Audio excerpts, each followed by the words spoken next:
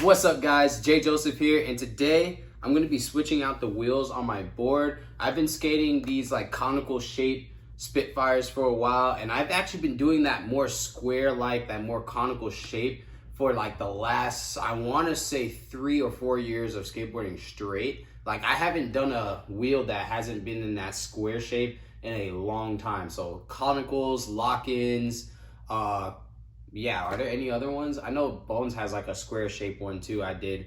But yeah, literally for the last 3 or 4 years, I've only skated like that square shape type wheel for, of course, trying to lock in a little bit better. But I just wanted to go back to more round shape or more classic shape. So I went on ahead and grabbed these Formula 4s. This is a Louis Lopez model, which is really, really sick. These are Spitfire Classics.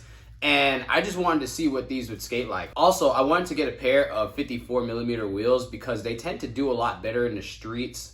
I can roll over like anything better than I can in 53s and 52s. I know the wheels that I had currently on my board are 53s. I've had them for a while though.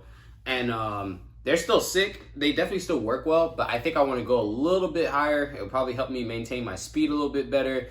Plus, getting caught on cracks really sucks. I don't know if 54s will make that big of a difference, but I'm pretty sure it will also help. A lot of people have recommended that I skate 54s anyway, so that's what we're gonna do. We're gonna put these wheels onto the board.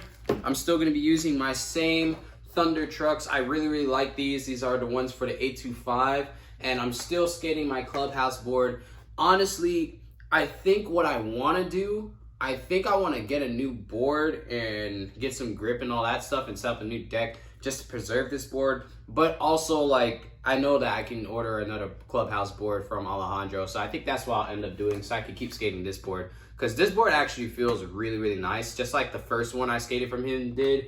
And because of that, I also don't want to not skate it. Because I don't want to switch to something that I don't like as much as this. So I want to try to skate this to the point where I either don't like it anymore or until it breaks. But, you know, Alejandro makes these Clubhouse boards really, really strong, and they feel a lot more sturdy than most boards I have skated.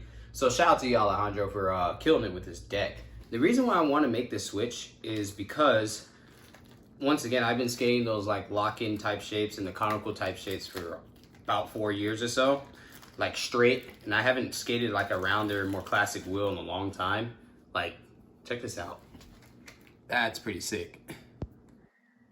So yeah, and there are pros and cons for each of the wheel types that you get. And I try not to focus too much on the science, but at the same time, with me doing shoe reviews all the time, which is literally me focusing on the science of like the shoes and all that, I just innately also think about the science when it comes to like wheels and trucks and all that extra stuff as well. Although you can literally skate anything you want. You can skate size 8 trucks on an 8.5 if you really wanted to and all that stuff. It's my personal preference to try to make things match up to some degree. Like if I'm skating an 825 board, I want trucks that are either 825 or maybe slightly bigger. I don't want to go smaller than the size of my board because I've realized in the past when I've done that, that my board, that my trucks being smaller than my board kind of changes the center of gravity for some of the tricks. So like certain tricks will flip differently than the way I would like them to, which is small changes that you have to do, but in general, I don't want to have to think about making those changes every single time. So I try to make certain things work out. With that being said, I want to get like a more rounder shaped wheel again, just to see like, why haven't I skated these in over 4 years? I do like the conical shape, but I am very used to having the conical shape. I personally don't feel like it helps me lock in any more than any other wheel, but at the same time, maybe it's because I've been skating it for so long and I want to test that theory with these.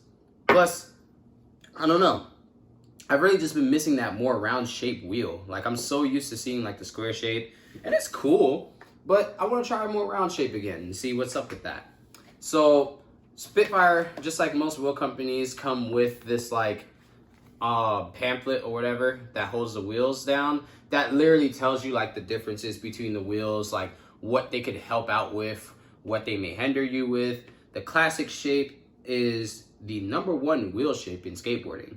I honestly don't believe that anymore. I feel like the conical shape is now #1 because when I was back in Georgia, especially When I was working at Vans for the longest, every time we got conical shaped wheels in, they would either sell out the same exact day or within that weekend. Like the conical shaped wheels always left, no matter what size they were in. They were always gone the same week they came. And it has been like that since 2000 and, when did I work at Vans? 2016? Yeah, 2016. To me, it's literally been like that since 2016.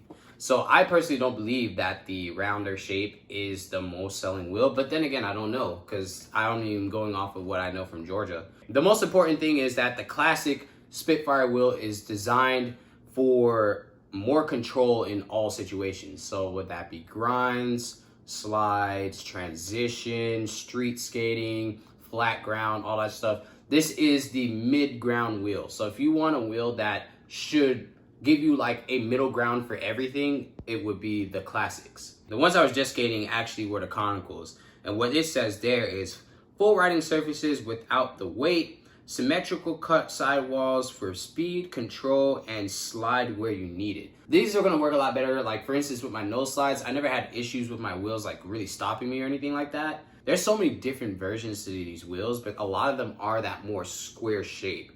The only ones I really see that don't really hold that square shape are the classics, really, and the OG classics. Honestly, you guys could look this up. I'm not gonna go over the whole thing. I'll probably like take a picture of it so you guys can see.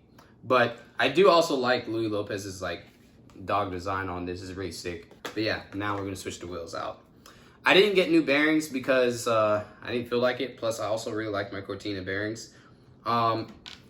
I still think I like Bronson the most when it comes to bearings. Wait, where the hell did that piece go? Yeah, these little things are so annoying when it comes to putting your boards together and all that, but I promise you they help out a lot. Especially when you want to make sure that your wheels aren't grinding the edge of the truck or the bolt, which that has stopped me before.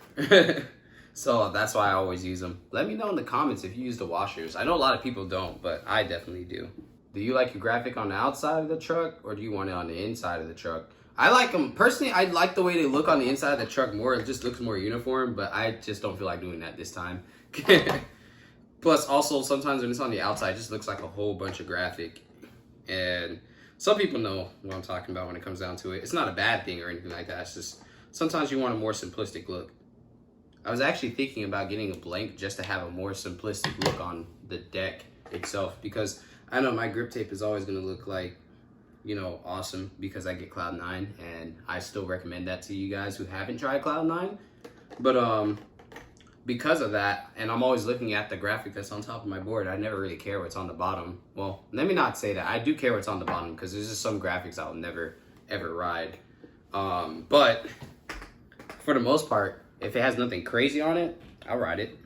It just has to be good wood and it has to feel like I'm not going to snap it in one day. Also, I want to know what type of boards you guys want me to try out because I want to get into reviewing decks and stuff like that. But I don't really know what to start with. And a lot of you guys want me to try out like weekend boards and stuff like that. I don't really like shape decks, to be real. So I'm going to do my best to stay away from shape decks unless I just have like a influx of money or something like that, then I'll mess around with a shape deck. But as long as I'm working hard to make money, I probably won't get a shape deck. And then watch how like shape decks are actually like the preferred deck I have. I could do everything on a shape deck, but not on a normal 7-ply popsicle deck. It do be like that for some people. I'm pretty sure that's what it's like for Frankie Vigliani, because he skates shape decks all day. Which I was so surprised to see Primitive make shape decks, but that's so cool that they're also like, you know, tending to all of their skaters. I'm not gonna lie, for some reason these wheels make my trucks look like there's more room to land on, but I know that there isn't any more room to land on. Well, wait, is there? I'm pretty sure it's just an optical illusion, but if you look at this side, it does look like there's more room to land on your truck, but I'm pretty certain that there's not more room to land on the truck. I'm pretty sure it's about the same. It just looks skinnier. So yeah, that's what I'm going to continue to tell myself. And if it is actually a very big difference or something like that, then I don't know, we'll see. We'll see when I actually go try to do like 50-50s and stuff like that somewhere. Because that's a trick I still have to work on. I continuously, matter of fact, just because I'm in the chatting like stage of this video, like I want to know, have some of you guys been like struggling with 50-50s? Because I definitely have. I have been struggling with 50-50s for like the last year now. And not like I can never land a 50-50, because I land them.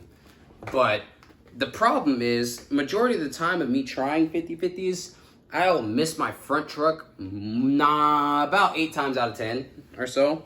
And I'll occasionally miss my back truck or not get my back truck high enough off the ground, which that has been very new to me. This is the finished setup with these Louis Lopez classic Formula 4 skateboarding wheels in 54mm. Yeah, they're pretty sick. They look really nice on the board, actually. Definitely makes my trucks look kind of bigger. Are my trucks bent? Nah. That's just me being extra. But yeah, like, I don't know. This just looks good. I really like that. I grabbed another pair of shoes. These guys have been out for a while. I've actually talked about them before, but I didn't review them. These are the Jamie Foy 306s.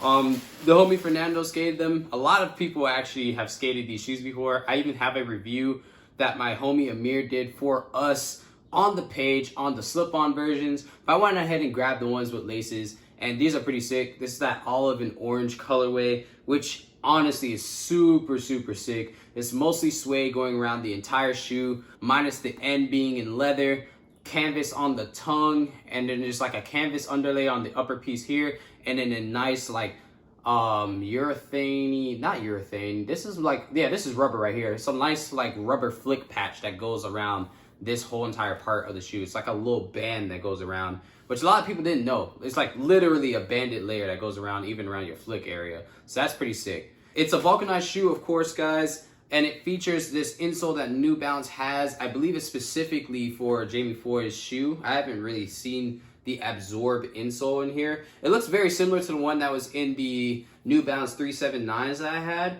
but it actually has a better like fabric on the top. It doesn't allow my foot to slip around or anything of that nature, which is really sick.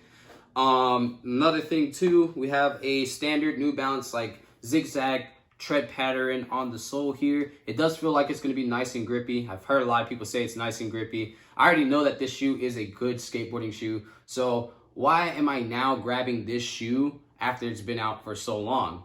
And the reason why I'm doing that is because I want to kind of like reset myself in skateboarding. All right, so there comes a time in skateboarding where like you either feel like you're super duper stagnant, or that you need to like figure out how to do certain things better in skateboarding or improve your skateboarding on what you already know. I'm more so on I'm trying to figure out ways to improve my skateboarding. I realized in the S Quattro X Silo, which is actually a really solid skate shoe, that I don't have enough board feel to relearn certain tricks. And what I mean by relearning, like I'm literally going back and like reassessing how I ollie, how I'm landing when I ollie, my front 180s, my back 180s. I want to feel secure, essentially. Or not, I don't want to say secure, because that just makes me feel like I don't feel like confident about my tricks, or that I don't like my tricks. Essentially, I want to fine tune all the tricks I know how to do, whether it's just on flat or if it's on obstacle or whatever, so that when I go on to other tricks, that I'm less afraid of trying new tricks, you know what I'm saying? Because right now I'm skating around, and I always have been skating around skaters who have been like, in my personal opinion, far better than what I have been, and it has helped me grow as a skateboarder and learn new tricks and really like get outside, for a lack of a better word, or get active, if you will. When it comes to skateboarding, I don't have anybody who I'm used to skating with every single time that makes me feel 100% comfortable. But at the same time, I'm glad it's kind of like that, because it does force me to step out of my comfort zone in skateboarding, which a lot of you guys know. My comfort zone with skateboarding is flat ground. It is specifically flat ground, and it's because it's low risk. I can easily get to it, and I can have clips for you guys pretty much every single time I skate flat ground. I got this shoe because it is a vulcanized shoe, and if you guys have noticed, I don't really skate vulcanized shoes as much as, you know, other people who review shoes, and I want to get back into the thinner shoes. The reason why I don't skate vulcanized shoes so much though is because when I would take impact, my heels would just be in so much pain. Like I just kill my feet every single time. But I do have footprint insoles now. They actually worked really well. They work really well. I've used them in some of my other vulcanized shoes. Some of them are a little bit too thick on the sole or have something extra going on where either the footprint has to be sitting too low or too high in the shoe. This shoe is actually really perfect. And even so, like, I'm only going to use the footprints when I feel like I need them. But the main reason why I decided to get the vulcanized shoes is there's so much more board feel that I can actually really fine tune my tricks. That means like my kick flips, my heel flips, everything. Like I can feel out all of my tricks and try to really fine tune like where my foot position needs to be for each of these tricks, how to get the most pop, the most flick, and everything out of each of the tricks that I'm trying to do. Normally, I would go back to a pair of Vans, which when I originally was trying out this idea, I had the Skate Mid Grossos, but something about that shoe and that 3D Vans insole threw off a lot of my skating. The 3D Vans insole made it feel like a cup sole shoe, although it wasn't. So it took a little more impact than the average Vans shoe, but it also threw off the shape around the heel, which made it really hard for me to varial heel and do heel flip tricks. And it made me very uncomfortable with how the stability of the heel was, being that I was noticing the shoe spacing and bagging out a little bit harder than the regular Vans shoe would. So I called it quits on that idea, went back to a cup sole shoe because cup soles for me feel way more secure around the heel. It makes me feel like I'm not gonna roll my ankles really easy or anything of that nature. And I was just comfortable that way. But now I wanna get back to something thinner because with cup sole shoes, there's not really a consistency with a cup sole feeling between different brands or anything of that nature. And there's not really that much of a consistency when it comes to vulcanized shoes either. But I feel like because vulcanized shoes are thinner and most vulcanized shoes are made the exact same way, you have a better chance of finding something similar in a vulcanized shoe than you do with a cup sole shoe. Like I can't compare any of S's shoes to any of DC's cup sole shoes. Like I can't do that. And pretty much all of S's shoes are cup sole.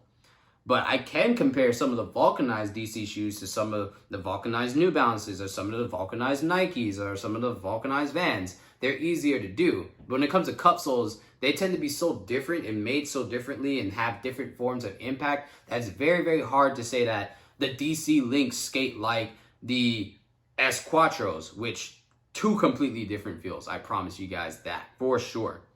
So with that being said, I went ahead and grabbed these beauties. A lot of people love them. A lot of people skating.